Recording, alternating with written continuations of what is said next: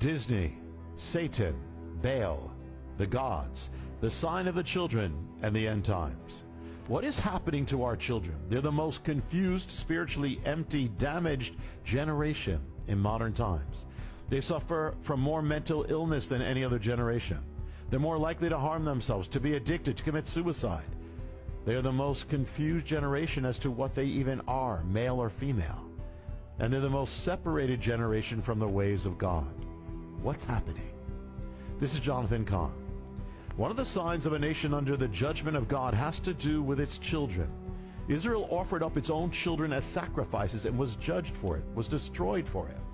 What's happening to the children of America is because what we did to them. A nation or civilization that turns away from God is going to end up hurting, harming its young, its most innocent. What is now happening to the Walt Disney Corporation is a sign of all these things. Here, the foremost provider of children's entertainment has been noticeably darkening. And what's happening to them is accelerating. I'm going to show you the latest depths that they've just descended to, something unthinkable even a few years ago. One of the common features of pagan civilization concerns children. For much of human history, living in a pagan culture wasn't safe for a child. Without God, children become endangered. They were killed in the womb. They were killed at birth. They were offered up as sacrifices to the gods. They were used by adults as sex objects, sex slaves. They were mutilated. And it's all happening again. In the return of the gods, I open up the mystery in which the gods of the pagan world, the spirits of ancient times, have returned to the modern world and to America. Because when a nation or civilization that has known God turns away from God, it opens itself up to the spirits and to repossession.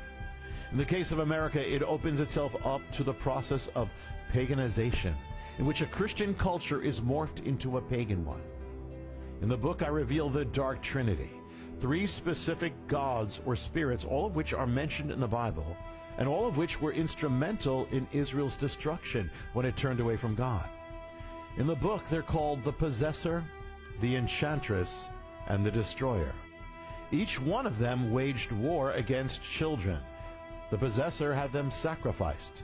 The Enchantress sexualized them, confused them, altered their genders, and the Destroyer caused them to be burned.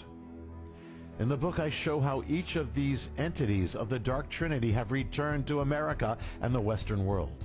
It's no accident that as we turned away from God, we returned to the practice of child sacrifice. Not thousands of children, as in the case of ancient Israel, but tens of millions of children. We're waging war against them, the most innocent, not only against the dead, but the living.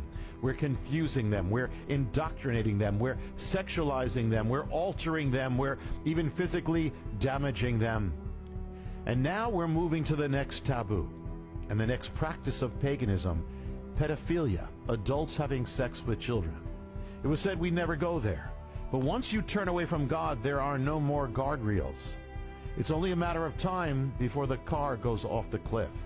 And so it's no accident that we're now hearing the first voices calling for the normalization of pedophilia, adults with children. And now the luxury fashion house of Balenciaga posted ads of little children holding teddy bears dressed in sadomasochistic gear, bondage gear. In some of them, the children are posed on beds. In one, there's a childlike drawing of the devil. Notice also the dragons on the walls. In another is a book that just happens to be left out there. It's the book of a quote artist with pictures inside of children linked to blood and dismembered limbs and fire and Satan. It's no accident. And note, in one of the pictures, next to the name Balenciaga, is a roll of letters, A-L-E-N, as in Balen, Balenciaga.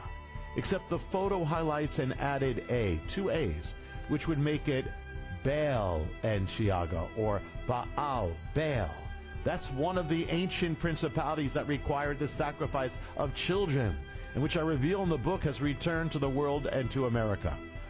Which brings us to Disney, once hailed as the producer of family-friendly, child-friendly content. Something dark has come upon that company. Something has possessed it. Recently, Disney was caught privately confessing that their goal was to queer American children, and they've been seeking to do so.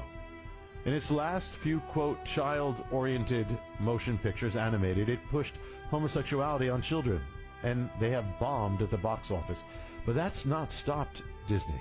Disney has also produced a children's cartoon series, The Owl House, about a girl learning how to be a witch. And darker, another children's show by Disney called, are you ready, Little Demon. It's about Satan impregnating a woman and her Antichrist daughter. It is said that the show normalizes Satanism and pedophilia. You don't think our culture can in time embrace things like pedophilia and incest? Think again. It wasn't long ago that if you told somebody that one day American children's comic books would feature Superman in sexual relations with another man, they never would have believed you.